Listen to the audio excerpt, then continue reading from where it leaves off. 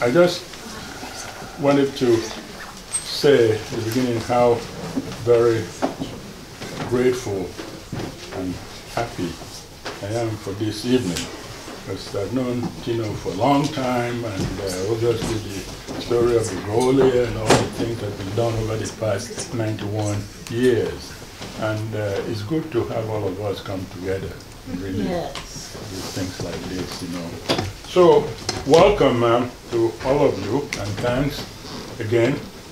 Many thanks to the three readers this evening, Tino, who needs no introduction, and Maria and Livia, the other presenters.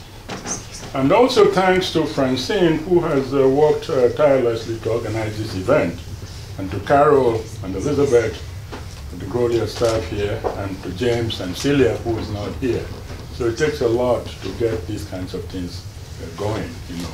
So shout out to the staff and shout out to the organizer of this event. She did a lot of work behind the scenes to get it going.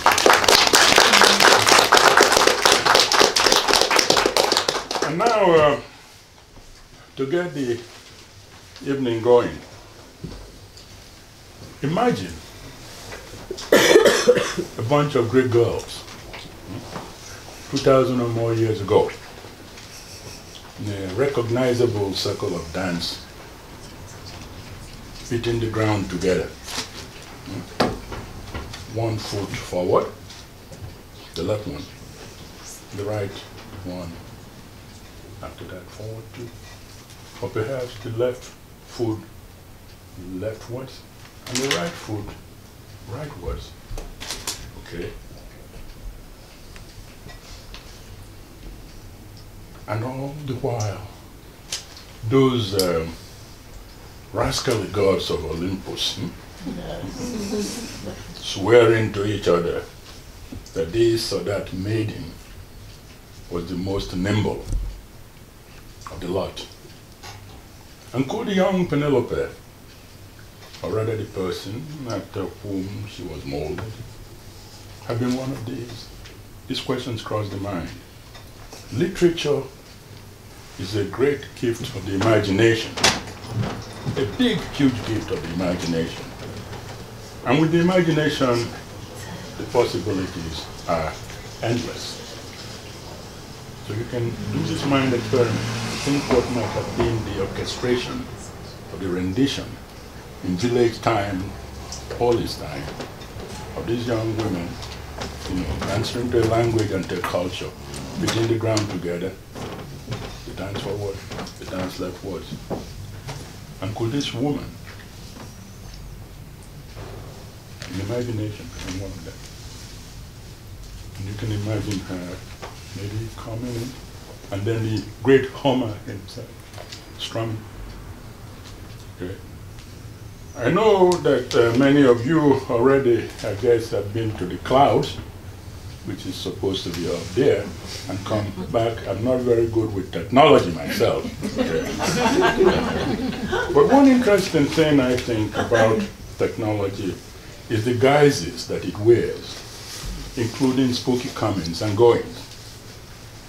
Here, if it was possible to reassemble dispersed sounds from the singing and the dancing of these Greek maidens that I mentioned earlier, so that now at 6 Plimpton Street, we could hear an eerie commotion outside.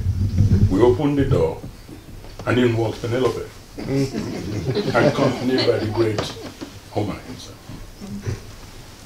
Would you run out of the door in consternation at the sound of the returned spirits, not knowing what they were all about again now, this time of political confusions? Huh?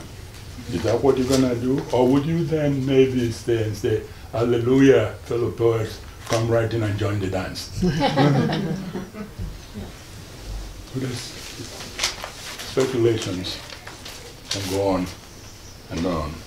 So anyway, let me return from these speculations and introduce Tino, our beloved guest, and we will get a chance to talk later on.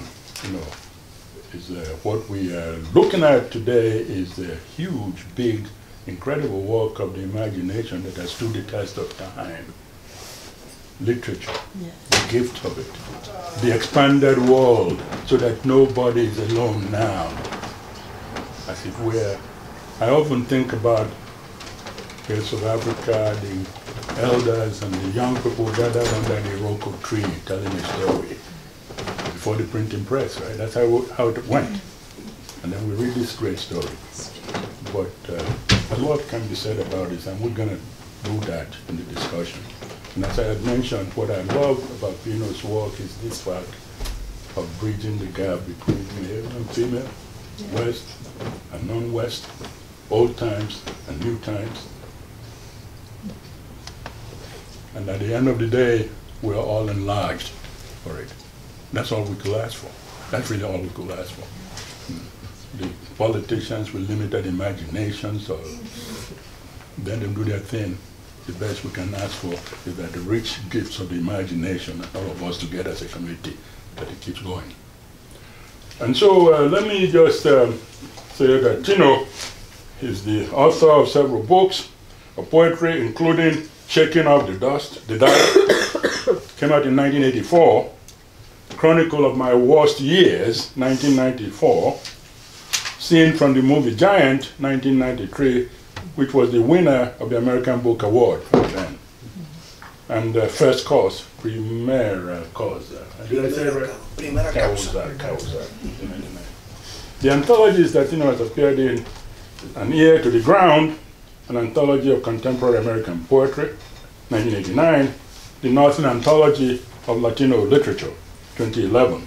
For many years, he taught literature and creative writing at Boston University before retiring, but he's still very active, obviously. He has also taught at Bowdoin College, College of William and Mary, the University of Texas at Austin, and his writing, his art, have all appeared in pages of several national and international publications, including Nexus, Green Mountain Review, Tri-Quarterly, Nasus, Melus. And the translators that we have here, Maria Azucena Lopez Cobo, a researcher and assistant in the Spanish department, Modern Spanish Literature at Harvard here, and Livia Meneghin, who is the author of the chapbook Honey in My Hair, and an MFA candidate at Emerson College.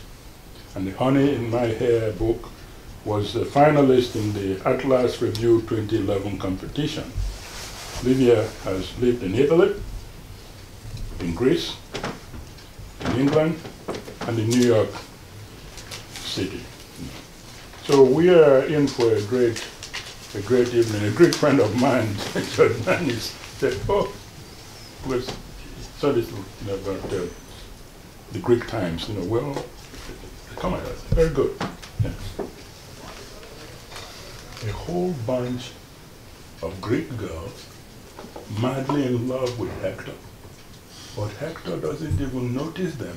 Hector marches off the wall. Yeah.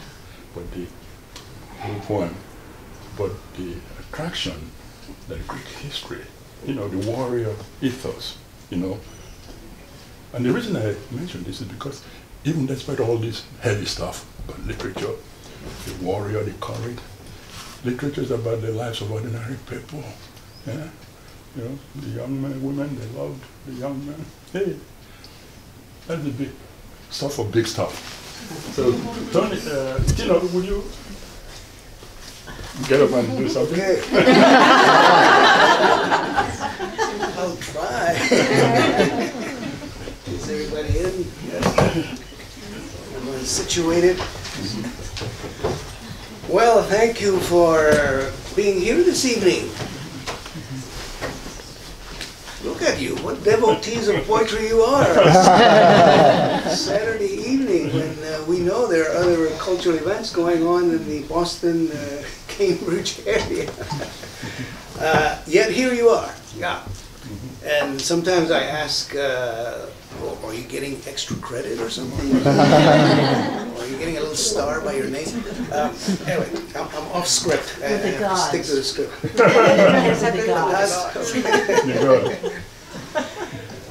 All three of us, Susana, Livia, and I certainly appreciate your presence here tonight at the venerable Grolier Poetry Bookshop, now in its 91st year of existence, if you didn't know that. As you may know, it's the oldest bookstore in the United States that devotes itself solely to poetry. I have been coming to this bookstore since the early 1970s, either to purchase a book, a journal, a cassette, or to attend a poetry reading. And I have participated in several readings myself here at this venue and down the street at Adam's house. Sometimes some Grolier events take place at Adam's house just down the street.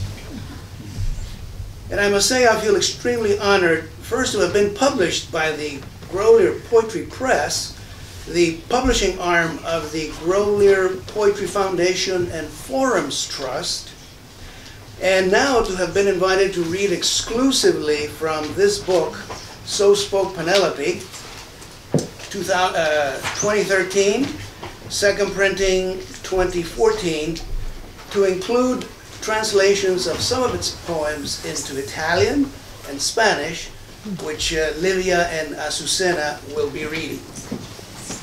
I must briefly mention that So Spoke Penelope has been rendered into 3 more languages, French, German, and Russian, and that we're currently searching for the appropriate publishers willing to issue these poems in these other versions. I want to thank once again publicly Mr. Ifeanyi Menkiti, who was the editor of the Grolier Poetry Press, for having had the confidence enough in the manuscript he first read in the spring of 2011, and which became this book of 32 poems in 2013. Lastly, a note of gratitude as well to Francine Lachance, consultant for the Grolier, who behind the scenes was in charge of organizing this reading, making sure that all the moving parts came together so that we could all convene here tonight. And in charge of selecting the proper libations to which you shall be invited to partake, some of you are already partaking, to partake of during the reception at the end of the evening. Again, thank you, audience, for being here this evening.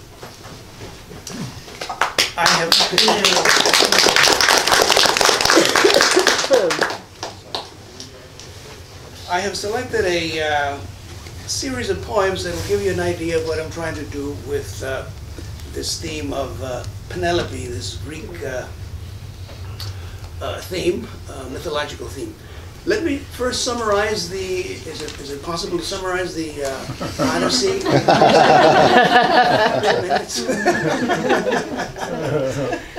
There's a Trojan War, and a Greek warrior by the name of Odysseus goes off to war. This war, leaving behind his wife Penelope and a son who was just a baby, Telemachus, on the island of Ithaca. He goes off to war, and the war takes 10 years, and it takes him 10 more years to finally get back to Ithaca. So the Odyssey by Homer is, first of all, the Iliad is on the 10th year of the war. Okay? And the Odyssey, which follows the Iliad, is about the homecoming. The big theme is the homecoming. Odysseus trying to get home. And it takes him 10 more years. He has several adventures on the way, and but finally he does make it to Ithaca and to his wife and son, who is now 20 years old. Now then, to me, Penelope is a very fascinating character in the Odyssey. We don't know enough about her. It's just a tease for me because Homer doesn't tell us enough about her. When she prays to the gods and goddesses, what exactly does she say? How does she phrase what she says? We know that she's a weaver, so she's an artist, so I treat her as an artist. There are 2 poems on weaving, and I'll read the shortest one tonight.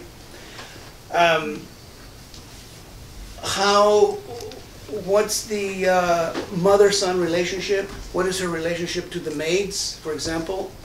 Ericlea is the oldest maid there, and they have conversations and so forth, so I touch on that.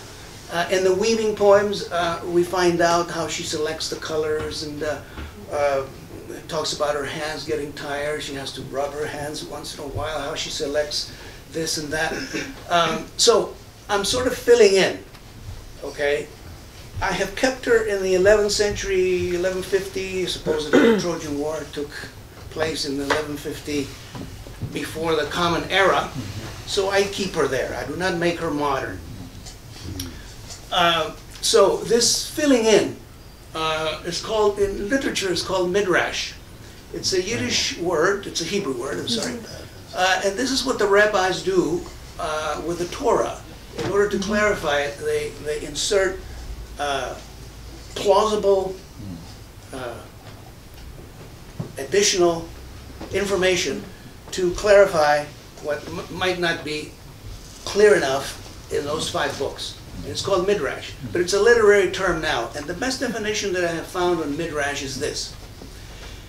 Midrash fills in the cracks, puts flesh on the bones, reinterprets stories and characters, gives voice to those in the story who have no voice. Okay?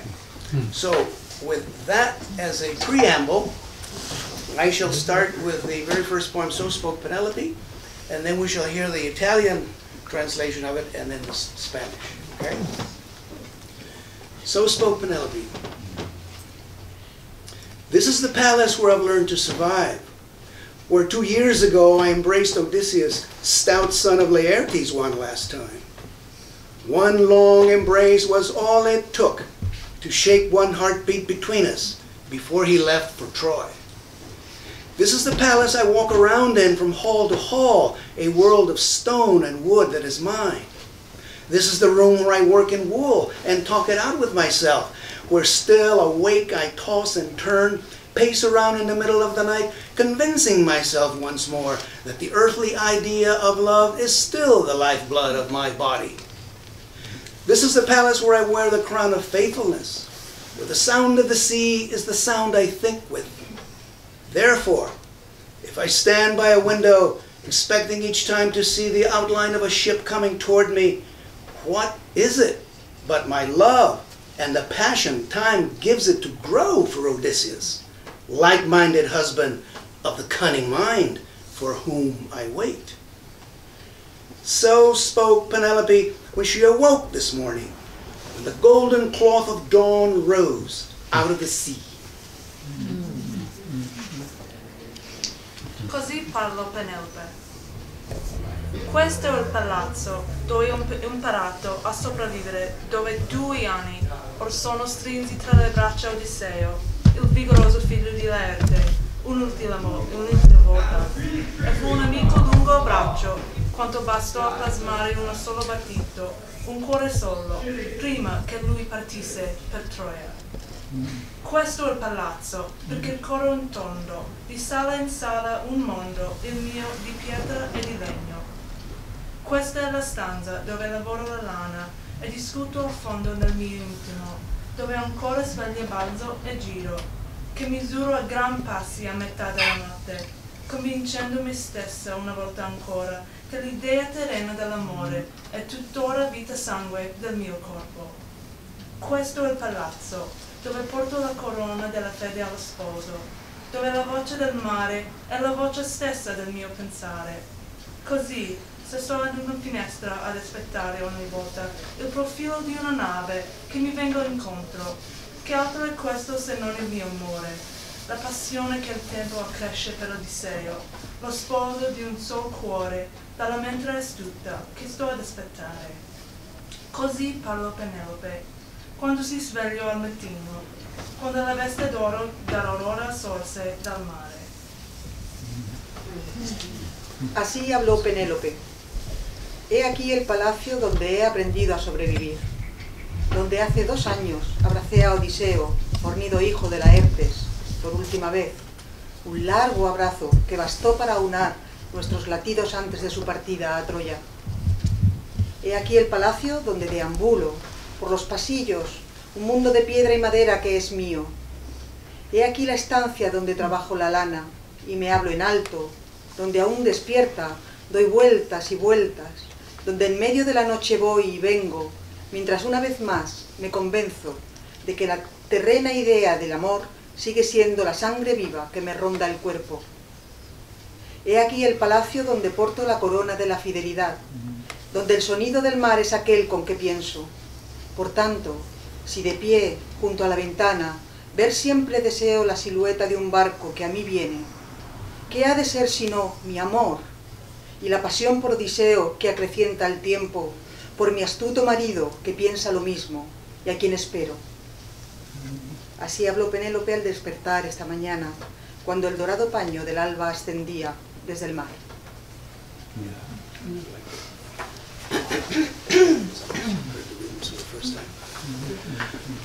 I forgot to mention that Penelope is not immortal, nor is Odysseus.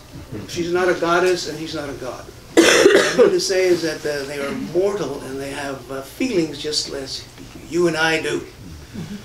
So she must have at one point, oh, and she has the sense, being mortal, the sense of time passing. While the gods and goddesses, they have no notion of time passing. Okay?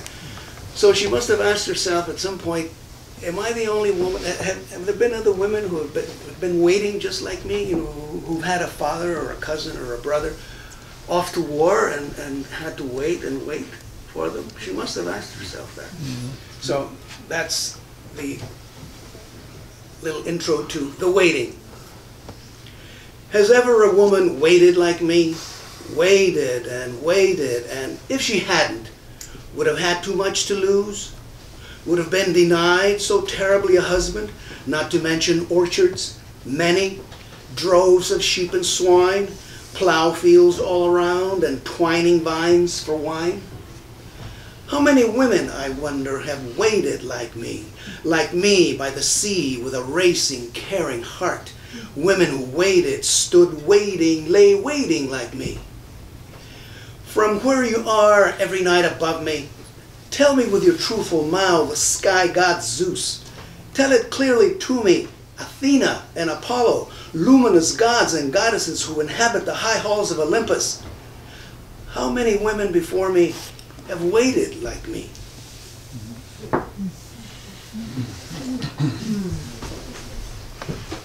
Ha mai una donna atteso come me, atteso e atteso, che a non attendere avrebbe avuto troppo da perdere? Uno sposo le sarebbe stato negato in modo tremondo, per non parlare dei frutti numerosi, delle greggi di pecore e porci, dei campi arati tutt'intorno e vigneti in doppi filari. Quante donne, mi domando, quante donne hanno atteso come me? Come me alla riva del mare, con il cuore che batteva all'impazzata, donne in attesa, che stavano ferme in piedi ad aspettare, o giacevano ad aspettare, come me? Da lassù, da dove ogni notte mi sovrasti, dimmi con la tua bocca veritiera, Zeus, Dio del cielo, ditemelo chiaramente, Atena ed Apollo, dei e dee, della luce che abitate le alte dimore dell'Olimpo, quante donne prima di me hanno atteso come me? La espera. ¿Habrá habido mujer que como yo haya esperado, esperado y esperado, y que de no hacerlo no haya arriesgado la horrible privación de un marido, por no hablar de huertas, muchas, de rebaños de ovejas y piaras de cerdos, rodeados de tierras de arado y de vino trepadoras cepas? ¿Cuántas mujeres, me pregunto, como yo han sabido esperar, como yo junto al mar, con el corazón azorado y devoto? ¿Cuántas han esperado, de pie han esperado, tumbadas como yo han esperado? Desde allá arriba donde estás cada noche, dime con tu boca franca, Zeus, Dios del cielo, y dime verdad. Habladme claro, Atenea y Apolo, luminosos dioses y diosas, que habitáis las elevadas estancias de Olimpo. ¿Cuántas mujeres ha habido que como yo han sabido esperar? Imagining Odysseus. Day after day, my days are alike as the grinding and sifting of barley and wheat.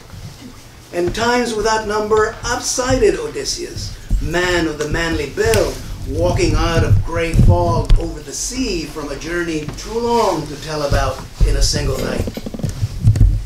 I am but dreaming when I see him walking with a purpose this way toward the palace. Don't break stride through unfinished distance, say I, in one quick breath, wishing my words had the winged beat of geese at break of day. I'm upstairs, here, take lovingly in your arms me. After so long and this much said, reason strikes me as light shines on water, that his journey won't end until he makes his way into our room, lies in this tree trunk bed, set down with the love we both expect. Immaginando Odisseo. Giorno dopo giorno, i miei giorni sono come macinare, setacciare l'orzo e il grano. Innumerevoli volte ho intravisto Odisseo, uomo dal bel corpo virile, che emergeva dalle nebbie grigie del mare, dopo un viaggio troppo lungo da raccontare in una sola notte. Ma sto solo sognando quando lo vedo percorrere con passo deciso il cammino che porta al palazzo. Non fermare il tuo passo in questa distanza che ancora ci separa, dico, in un respiro, e mi auguro che le mie parole abbiano il battito di ali delle oche al sorgere del giorno. Sono qui, di sopra, prendimi con un amore tra le braccia tue. Dopo tanto tempo e tante parole, come la luce brilla sull'acqua, così la ragione mi costringe a riconoscere che il suo viaggio non avrà termine fin quando lui non percorra il cammino che porta nella nostra stanza, non giaccia in questo letto intagliato nel tronco di un albero, costruito con l'amore che entrambe ci aspettiamo. Odiseo imaginado. Un día tras otro, semejantes cual molienda y criba de cebada y trigo, diviso incontables veces a Odiseo, hombre de tamaña hombría, que aparece de la bruma gris que cubre el mar tras un viaje tan largo que no puede contarse en una sola noche. No es sino un sueño cuando lo veo avanzar decidido hacia aquí, hacia el palacio. No quiebres el paso en el trecho que falta, digo, en un breve suspiro, mientras ruego que mis palabras vuelen con el aleteo al alba de los gansos. Estoy arriba, aquí, estréchame amorosamente entre tus brazos.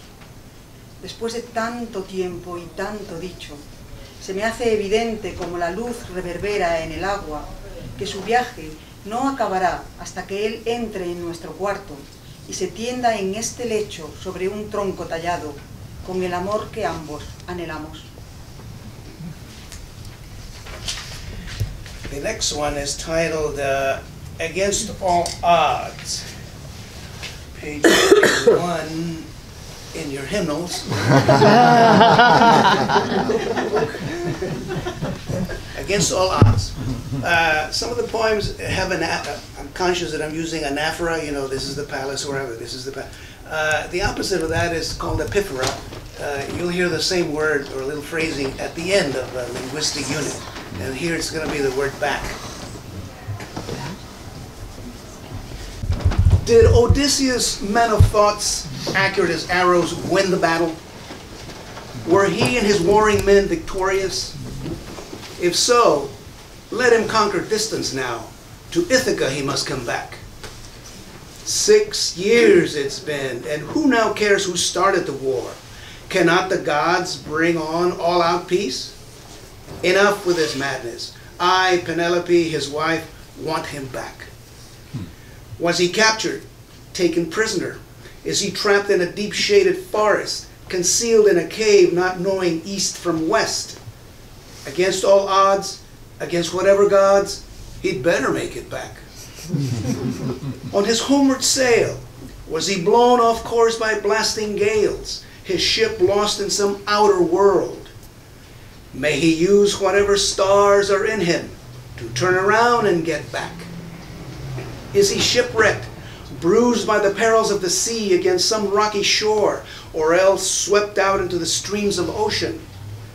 I beseech you, God's Olympian, release him from all trouble and help him find his way back. After all the fruitless years, it weighs on my wit. Has he found, settled down with another woman? I'll take him back. Telemachus and I need him back. In the end, did he breathe his last in battle?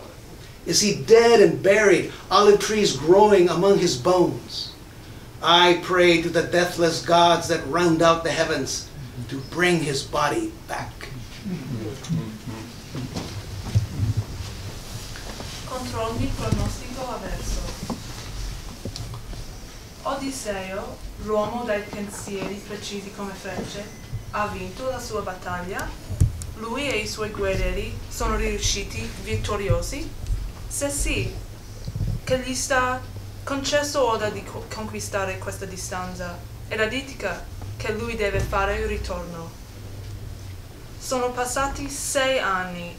Perché curarsi ancora di chi diede inizio alla guerra? Non possono gli dei produrre una pace generale? Basta con questa foglia.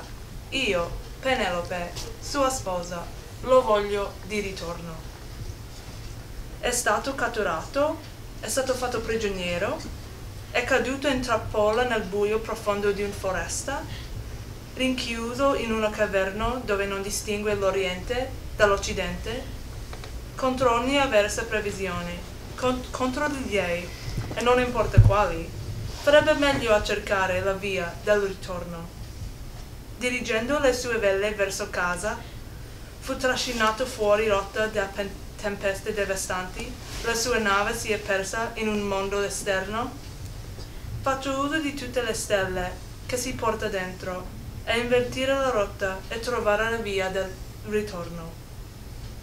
Ha fatto naufragio, sbattuto dal mare avverso contro rive rocciose, o addirittura trascinato via nelle correnti dell'oceano?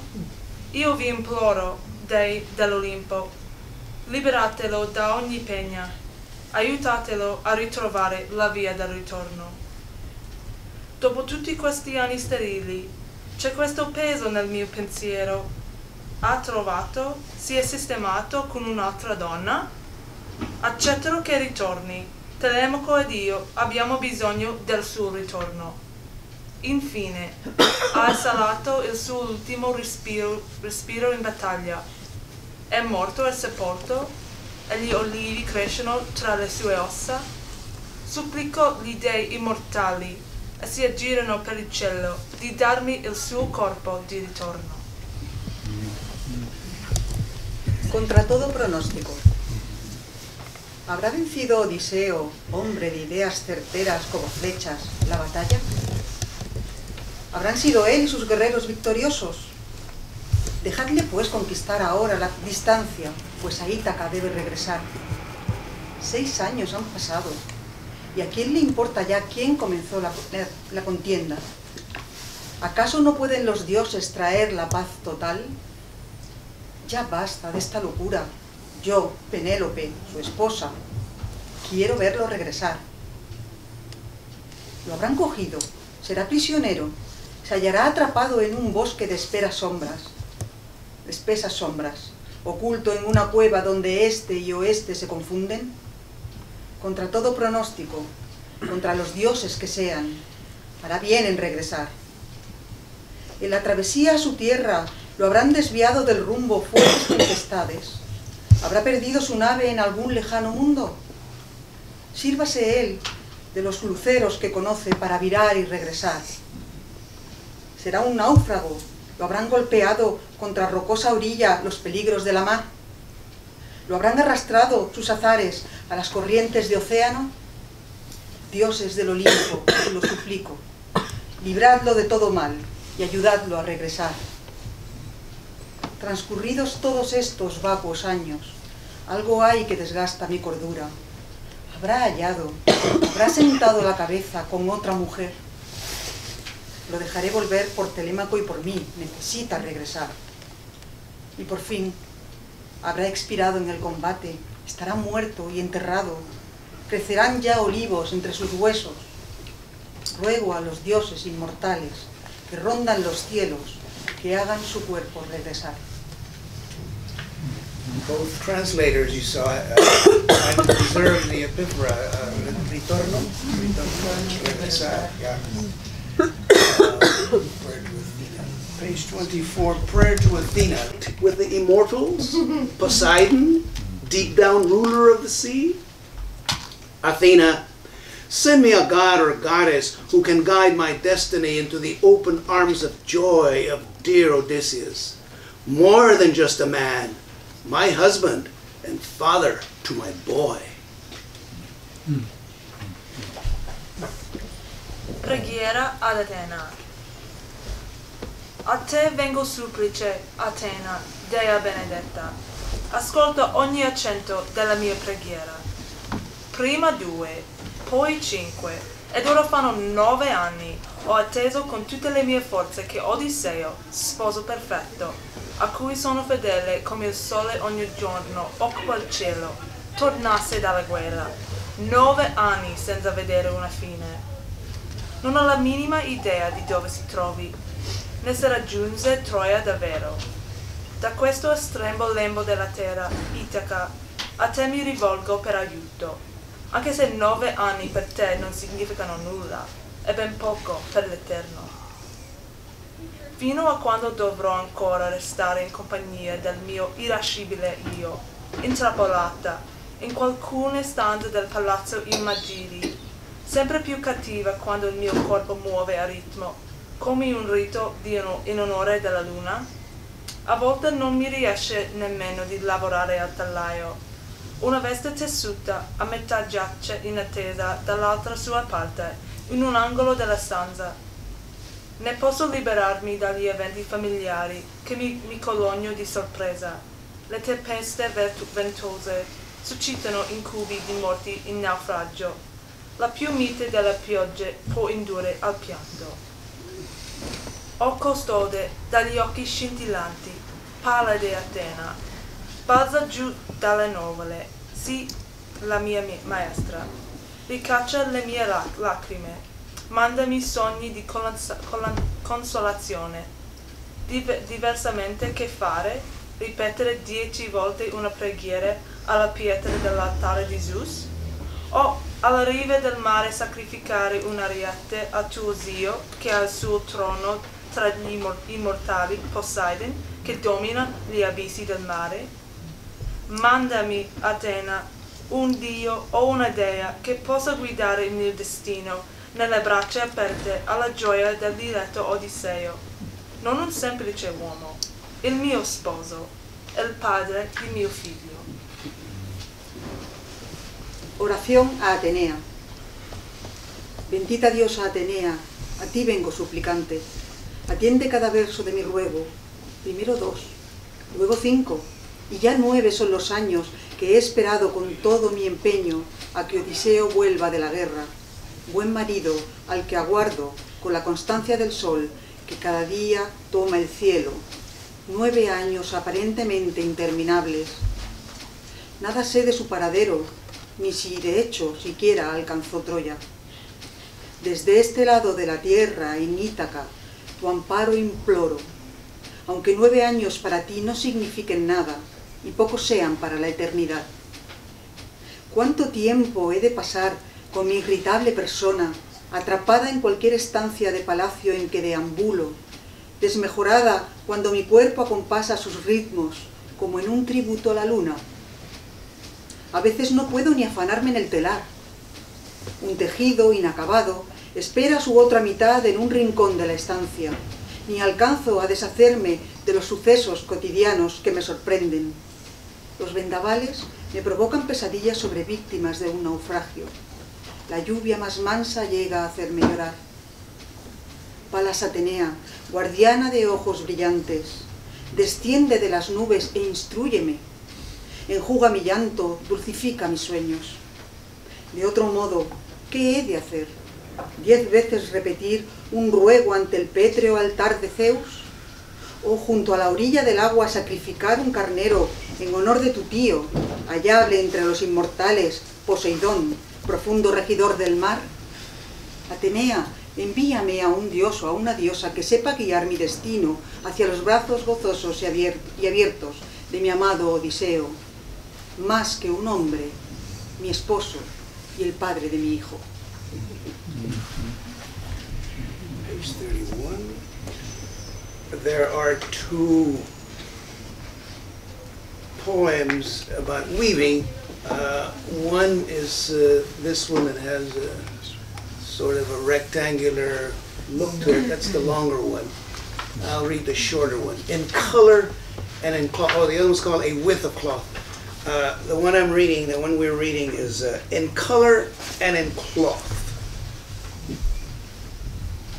It's done. Finished. 3 days ago, as an impatient sun was dropping fast behind the sea and a starlit sky appeared, I finished it.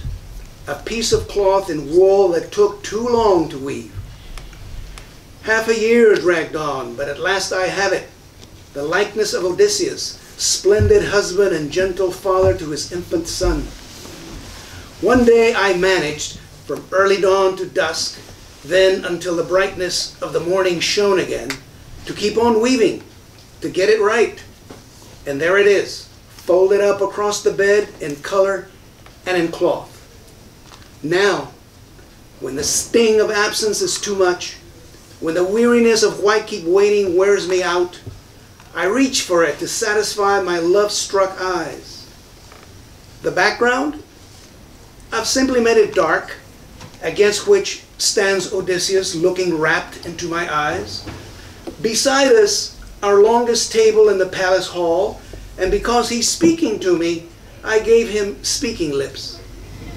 He's telling me he doesn't care for war, that he loves me to the Pleiades and back. In turn, I'm offering wine to him from my wooden bowl. Standing there, long pose from each of us, is what I remember most. He and I glowing from 2 bowls of sweet and mellow wine. Need I say I pleasure in bringing out this piece of cloth? Such felicity unfolding it, running my hands over it, and embracing both ourselves each time.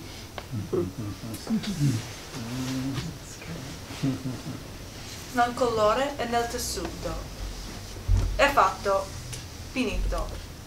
3 giorni fa, mentre un sole impaziente calava veloce dietro al mare e un cielo stellato compariva, io l'ho finito. Un drappo di lana che fu lungo tessere. Si trascinò per mezzo anno, ma alla fine eccolo qui. Sono le sembianze di Odisseo, splendido sposo e tenero padre del suo bambino. Un giorno intero ho lavorato dalle prime luci dell'alba a crepuscolo e ancora fino a che lo splendore del mattino rifulse di nuovo, senza mai smettere di tessere, per portarlo a compimento. Ed eccolo lì, ben piegato sopra il letto nel colore e nel tessuto. Ora, quando il pungolo della senza è troppo forte, quando la fatica del perché continuo ad aspettare mi consuma, io lo cerco per sfamare i miei occhi innamorati. Il fondo. L'ho voluto semplice, scuro, contro di esso starito Odisseo, guardandomi estasiato negli occhi. Accanto a noi la tavola più lunga della sala e del palazzo e, siccome mi sta parlando, gli ho dato labbra che parlano. Mi sta dicendo che non si cura della guerra e che mi ama fino alle Pleiadi e ritorno.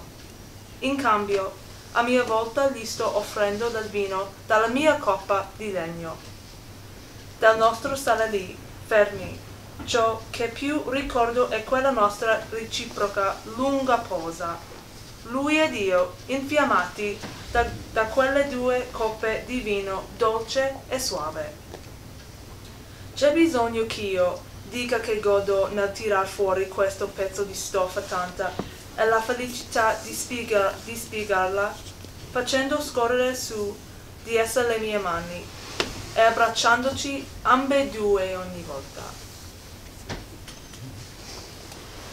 Todo color, todo tela. Ya está hecho, acabado. Hace 3 días, mientras un sol impaciente se sumergía presto en el mar y daba paso a un cielo iluminado de estrellas, lo terminé. Un paño de lana que ha llevado tejer demasiado tiempo.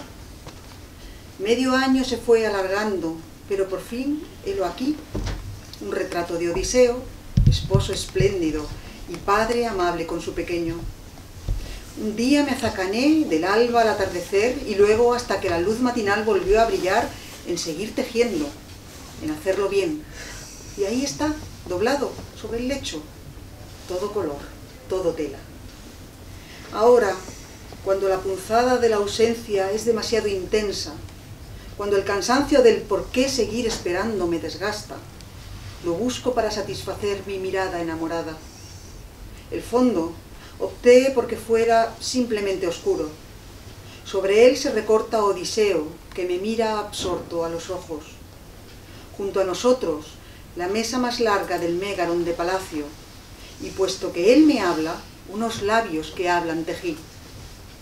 Que no le importa la guerra, me cuenta, que me ama hasta las Pléyades y vuelta.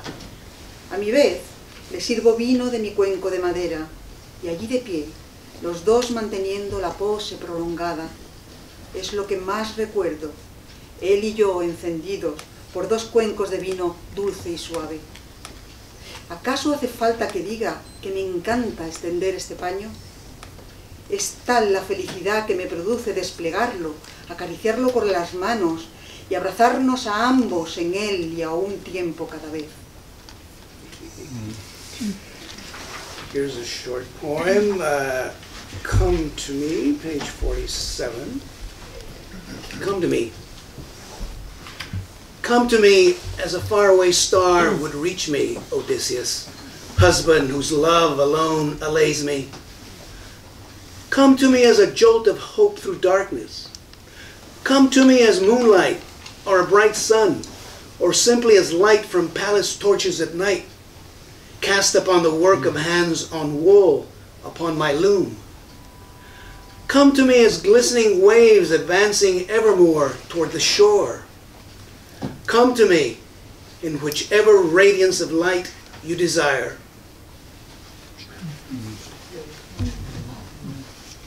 Vieni a me. Vieni a me. Come potrebbe raggiungermi una stella lontana, Odisseo, sposo il cui amore solo può placarmi. Vieni a me, come un sussulto di speranza attraverso il buio. Vieni a me, come il chiaro di luna, o un sole splendente, o semplicemente come la luce delle torce del palazzo illumina nella notte le mani che lavorano la lana sul mio tellaio. Vieni a me, come le onde sfavillanti che senza sosta avanzò verso la riva. Vieni a me, nello splendore della luce che più ti piace. Ven a mí. Ven a mí como lo haría un lejano lucero, Odiseo, esposo cuyo solo amor me calma siempre. Ven a mí como un rayo de esperanza en la penumbra. Ven a mí como la luz de la luna o del brillante sol, o sencillamente como la de las teas del palacio que relumbran en la noche sobre el afán de las manos en la lana, en mi telar. Ven a mí como las olas centellean en su constante avance hacia la orilla. Ven a mí en cualquier esplendor de luz que prefieras. Wakeful Dream, page 50. I cannot claim that Penelope is suicidal, but at some point she would rather not be alive, okay? So let me read the little passage that triggered off this next poem. It's from, what, the 18th book of the Odyssey. She's been sleeping, and she wakes up, and she says, that was a soft slumber that made me forget my troubles. Oh, I wish that, or oh, that holy Artemis would grant me at this moment a death soft like that, so that I might no longer waste my days in mourning, no longer miss my dear husband and his incomparable goodness, for there never was a man like him. Okay? So I'm not making up when I say, that she loves the guy, or that some of these lines are obviously belong to love poetry. It's in the Odyssey, okay? So that triggered off gave me an idea for a poem. Artemis is the goddess of many things. Goddess of the hunt. She's quite competent with the bow and arrow. Okay, so that's why she's asking Artemis to come and shoot arrows at her. Wakeful dreaming. These days I follow a path straightway into wakeful dreaming. The wind rises and I sink, and imagine a black, smooth sailing ship approaching Ithaca. The wind subsides and I dream on, hearing a man's footsteps moving closer. Through these halls again he shall walk, faithful Argus barking in the background. Another year has come full round, and in my mind's great meanderings, trying to understand why my husband in due season has not returned, I've nowhere to go but to believe it's Odysseus striding through the palace. Husband I love all the way to the moon. His leaving is the tears behind my eyes. Back-to-back nights play upon the mind, nights fading into the mounting rose blush of yet another dawn. Soon upon me comes the light, marked by the midday blazing of the sun, easing into afternoon, where the colors of twilight loom in my sight. Then dark again, darkness. What's the use? My days get spent that way. No wind can blow back the years gone by. With hope spread to its limits, may this day come to an end. Go ahead, deadly Artemis divine. Make them whistle through the air, and their aim be true. A quiver of arrows launched from your silver bow, finding their mark here, the center of my heart.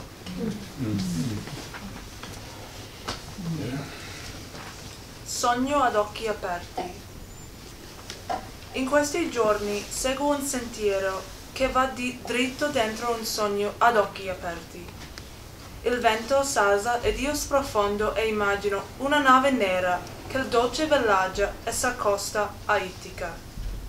Il vento cala e continuo a sognare, udendo i passi di un uomo che sempre più s'avvicina. Camminerà di nuovo per queste sale, mentre il fido Argo l'alta nello sfondo. Un altro anno ha compiuto il suo giro e negli ampi termini della mia mente, mentre mi sforzo di capire perché il mio sposo non è tornato nel tempo dovuto, non mi resta che credere che è Odisseo che percorre a gran passi il palazzo, lo sposo che amo da qui alla luna. La sua assenza è il pianto che vela i miei occhi. Una dietro l'altra le notti si prendono gioco della mia mente. Le notti si spengono nel roseo diffondersi di ogni nuova aurora. Presto su di me avanza la luce, segnata dal sole ardente nel mezzogiorno, che s'allevia nel pomeriggio, quando i colori del crepuscolo si riflettono nel mio sguardo. Poi di nuovo l'oscurità, il buio. A che pro? Le mie giornate passano a questo modo. Non c'è vento che riporti gli anni che sono volati via. Con una speranza tesa sino ai suoi limiti, ma auguro che questo giorno giunga ad una fine. Fatti avanti, arciere di morte, Artemide divina, Fa che le sue frecce sibilino nell'aria e trovino il giusto bersaglio, una faretra di frecce lanciate dal tuo arco d'argento, che trovano il loro segno qui, nel centro del mio cuore. Sueño de vigilia. Estos días sigo un sendero directo a un sueño de vigilia. Se levanta viento y yo me hundo, e imagino una nave negra que navega ligera hacia Ítaca. El viento amaina y yo sigo soñando, oigo los pasos de un hombre acercarse. Volverá a caminar por estas salas, mientras al fondo se oye al leal Argos ladrar. Ya ha transcurrido otro año entero, y en mi cabeza grandes divagaciones para tratar de entender por qué mi esposo no ha vuelto en la estación que debía. No tengo más opción que la de creer que es Odiseo, esposo al que amo hasta la luna, quien a zancadas avanza por el palacio. Su partida nutre el llanto que esconden mis ojos. Una tras otra, las noches juegan con la razón, noches que se difuminan en el creciente albor rosáceo de otro nuevo amanecer. Enseguida la luz me sobreviene, marcada por el sol abrasador de mediodía, para atenuarse en la tarde, cuando del ocaso los tonos se me agolpan en la mirada. De nuevo oscurece la oscuridad. ¿Y para qué? Así se me pasan los días. No hay viento que me devuelva los años pasados.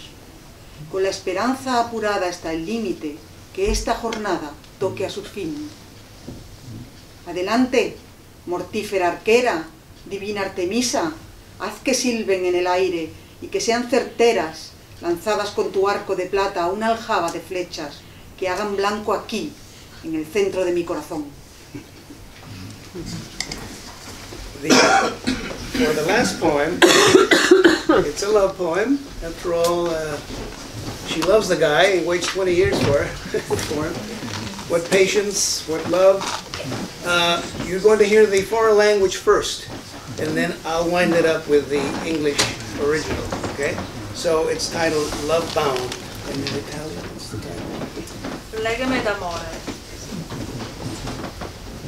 Il sole sorse, fiori nel suo splendore, poi si prese il suo tempo muovendo verso il centro del cielo. Lì si fermò, solitario, occupando il suo posto, risplendendo fin quando gli spazi ombrosi ripresero il loro movimento.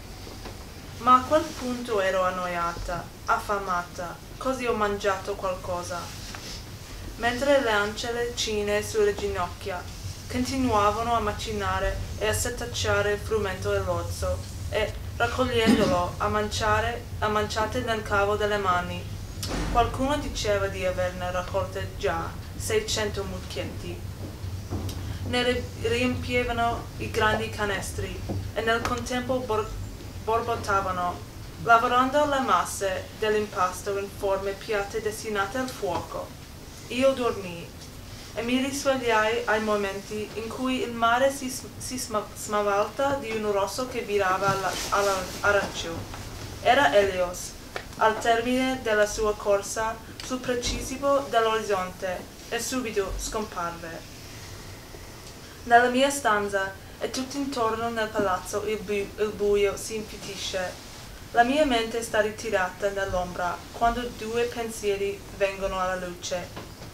E grazie ad un amore stretto, con ogni possibile legame nel continuo del tempo, che posso aspettare Odiseo, l'uomo che mi piace pensare che è solo mio, è qualcuna cosa viva in me.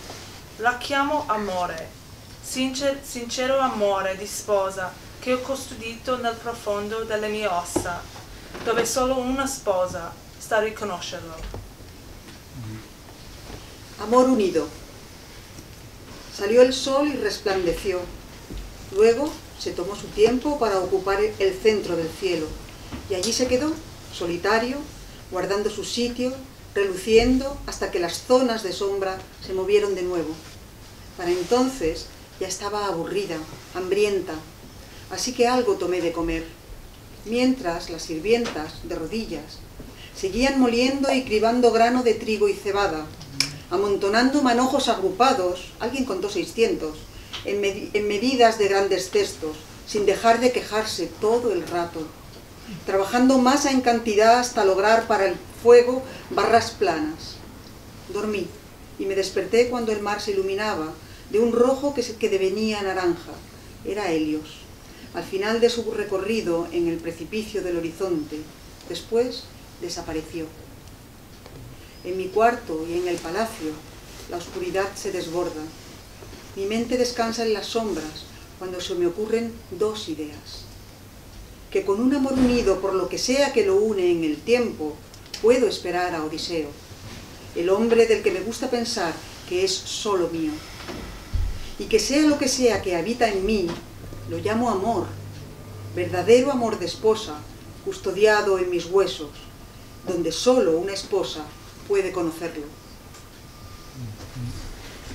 Here's the original, and we'll wind up the reading in this fashion. And then we'll go to a Q&A, maybe? Lovebound. The sun rose, blossomed into brightness, then took its time heading toward the center of the sky. There it stood, solitary, keeping its place, glaring down until the shadowed spaces were on the move again, by which time I was bored, hungry, so I had a bite to eat. While the maids on their knees kept grinding and sifting wheat and barley grain, heaping handsful cupped together, 600, someone said, measured into baskets big, and grumbling they were, all the while, working masses of dough into flat loaves for the fire. I slept, and awoke at the moment when the sea was glazed with red becoming orange. It was Helios, at the end of his run on the horizon's precipice, then was gone. In my room and around the palace, darkness abounds, my mind sitting in shadow when two thoughts come to light. That out of love bound together by whatever binds together love over time, I can wait for Odysseus, the man I like to think is mine alone. That whatever lives in me, I call love. True wife love, kept deep in the bone, where only a wife can know it. Thank you very much.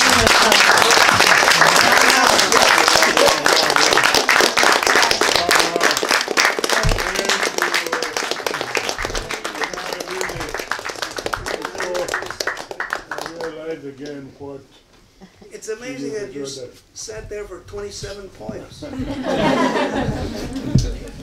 you. Thank you,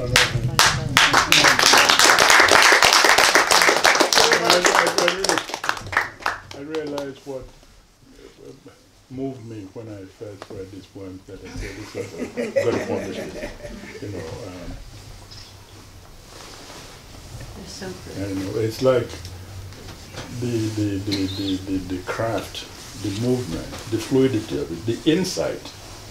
You know, it's just amazing. It's a very unusual book. So I'm not surprised in a way about the translation. It's very unusual to have this book come out, and in a few 3, 4, 5 years, you got the Spanish, the Italian, the German is coming out, the Russian is coming out, and the French. It's because of the content and the work itself. So they always say in literature, show, don't declare. And the very fact is that courage with a big C, love with a big L, fidelity with a big F. Mm-hmm. That's not where it's at. It's just the lives of people to get this thing from the ground up. So to hear the story, yeah. the devotion, the waiting, the uncertainty. As the guy absconded with another woman, you don't know. Mm-hmm. This is what makes great literature. Show, don't declare, don't tell. Just show it. And so I think Tino has really, I'm really, this is a very, very powerful book. It really grabbed me, and I wanted to get that. And you know, I very quickly, I read a story about 10, 15 years ago. This guy, he was so big in terms of, you know,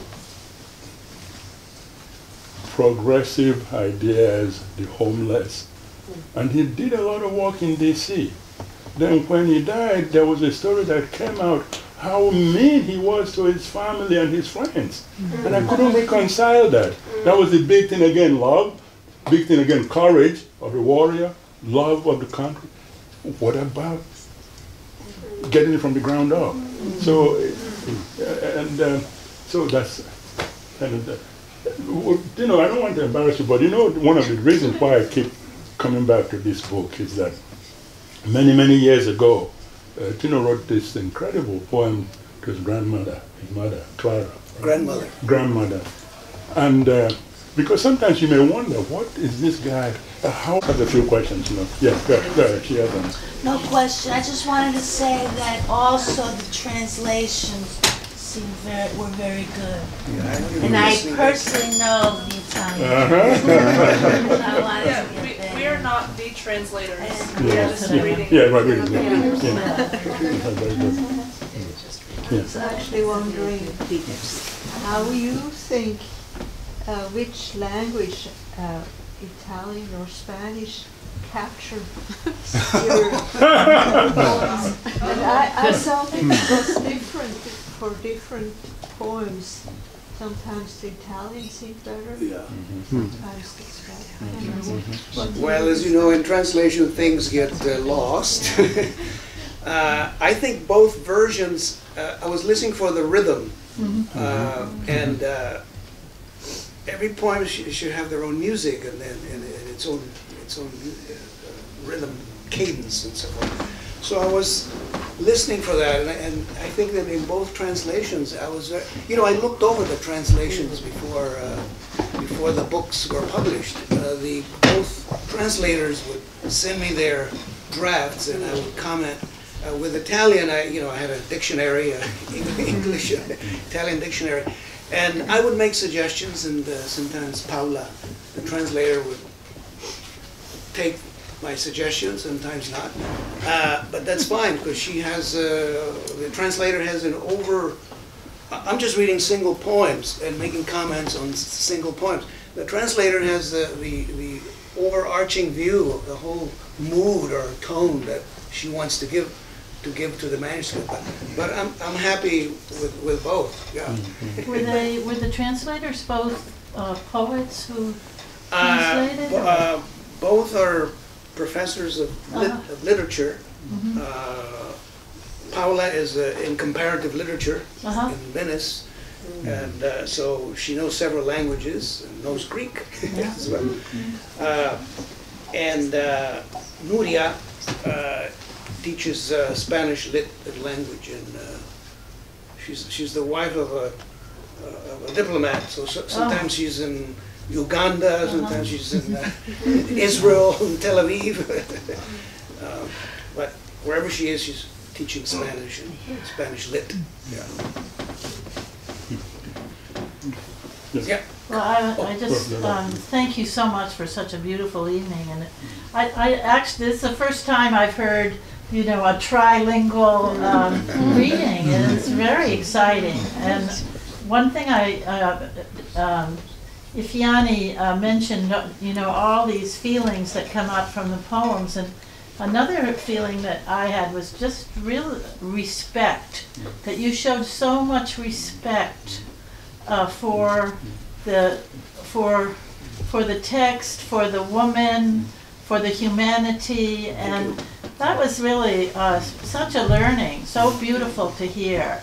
And I know your work because I've read your former books, and yeah, and each one has that sense of respect, and I really appreciate it so much. And so my question, one thing I wondered if you might comment on is the theme of finishing and unfinishing, because I noticed, like with the cloth, like you said, finito, like it's finished, but I understood that there was a raveling and unraveling. Is that? And just let me finish the question. So, yeah, so there I felt that. And then at the end, Penelope is she's still waiting. She hasn't even seen, I mean, she's had signs maybe something is going to change. But you end, that was the last poem in the book, right? Oh, no. Oh. I didn't read the,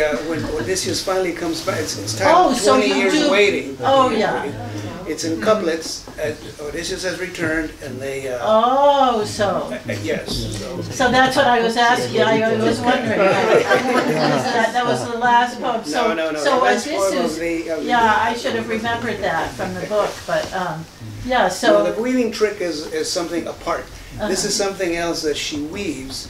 There were no cameras then, but she recalls this moment that they're standing around a table and enjoying bowls of sweet wine before he goes off to war.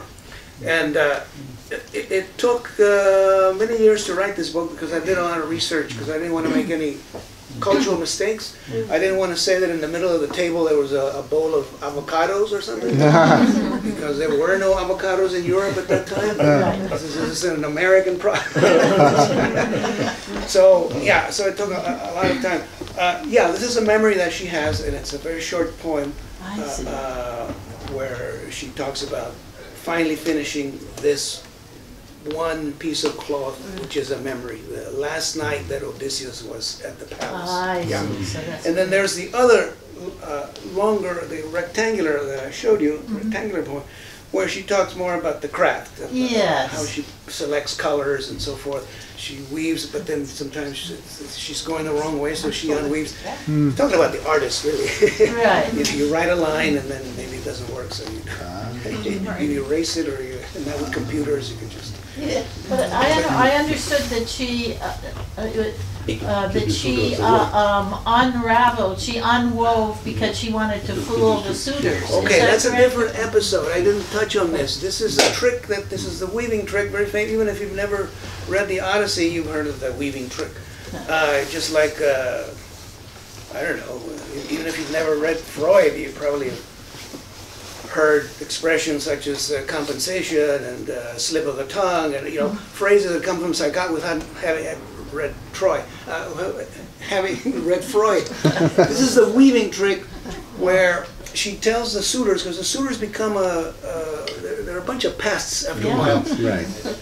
Around the 12th or 13th year, I forgot to mention this at the beginning, after some of the heroes like Nestor and Agamemnon have already returned to their islands. These are the war heroes. But where is Odysseus?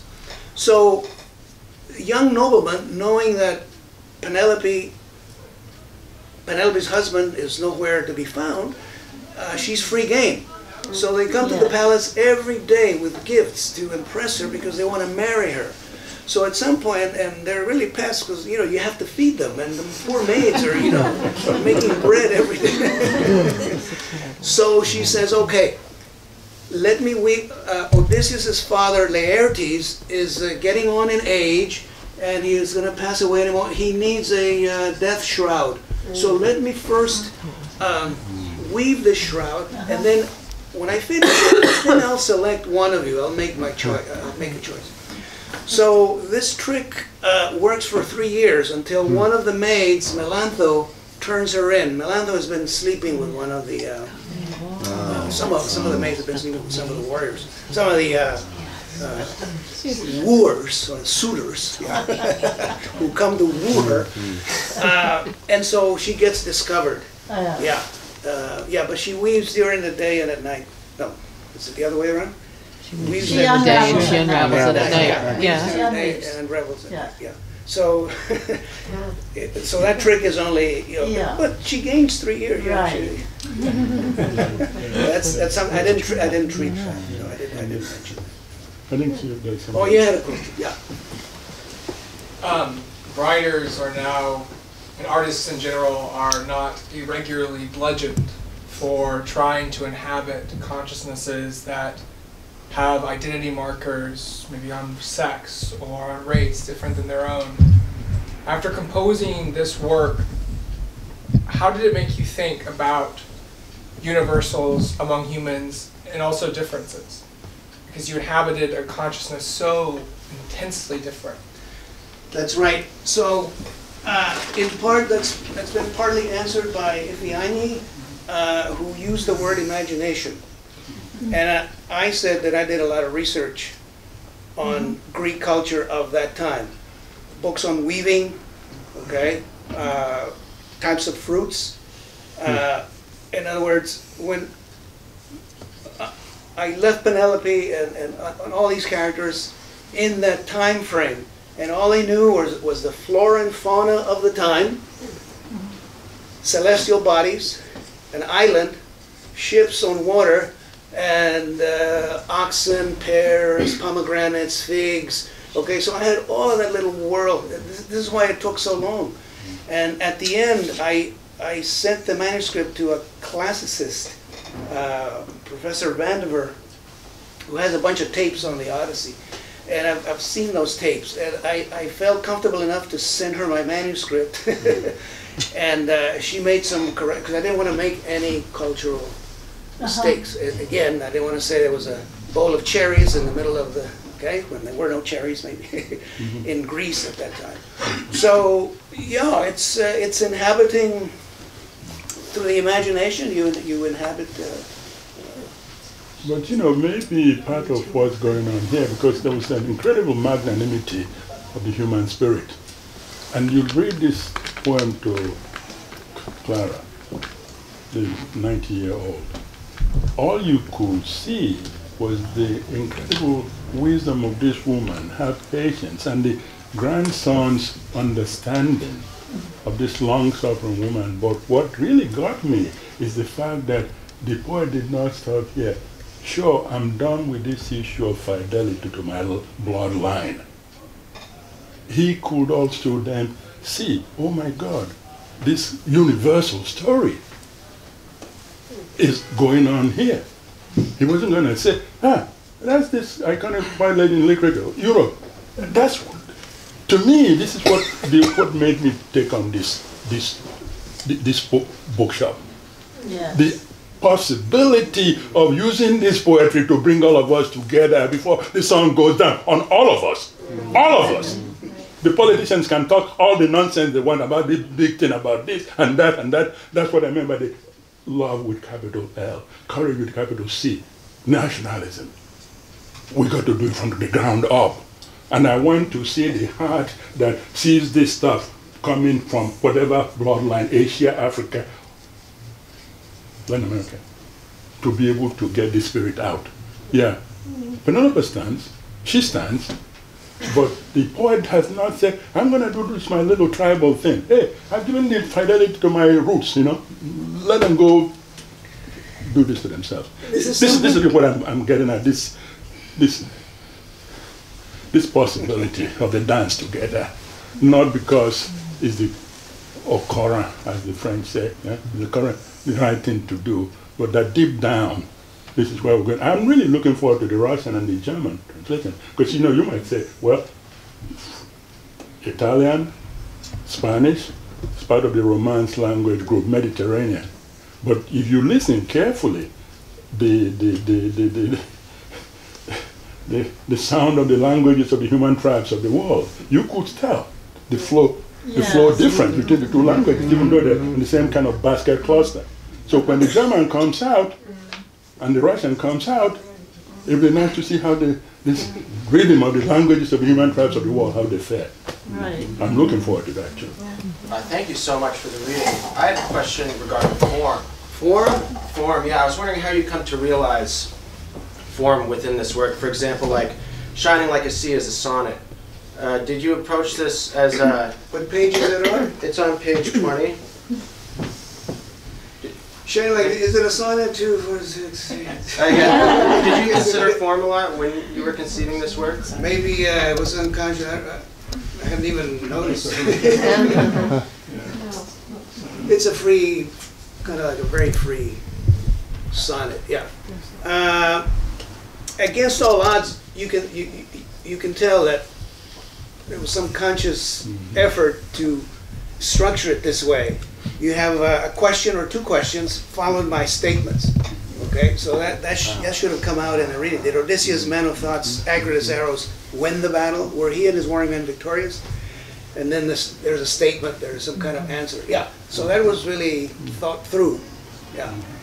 So I was conscious of it. Not in prayer to Athena. That's pretty loose, free verse, or freed verse, is the French. Yeah. I didn't read This Day. That's a pretty. There's a poem by a Peruvian poet, Cesar Vallejo. The poem consists of just the definite article and the noun. So he'll say the chair, the window, the watch, the shirt, the tree, oh, the street. And it just goes on and on.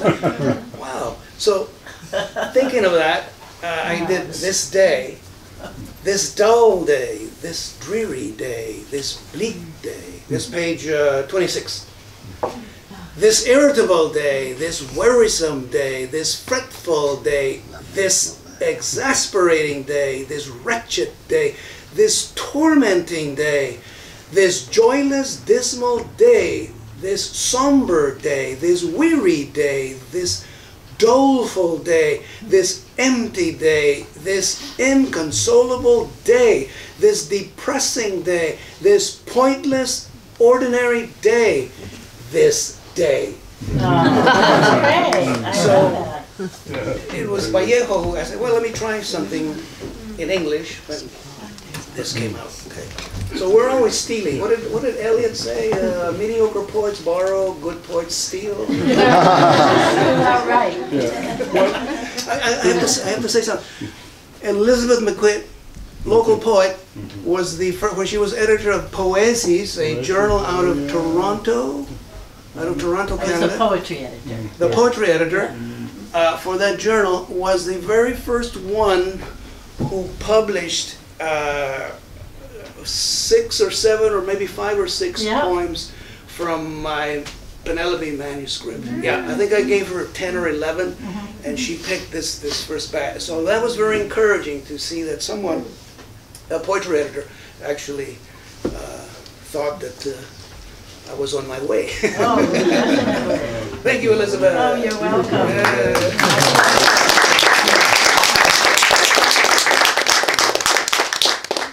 Well, I think we should probably join, and they will be able to sign some books for you, but the food is also good. Maybe could we get instructions from you guys what to do now so we can eat? Then thank you all for maybe another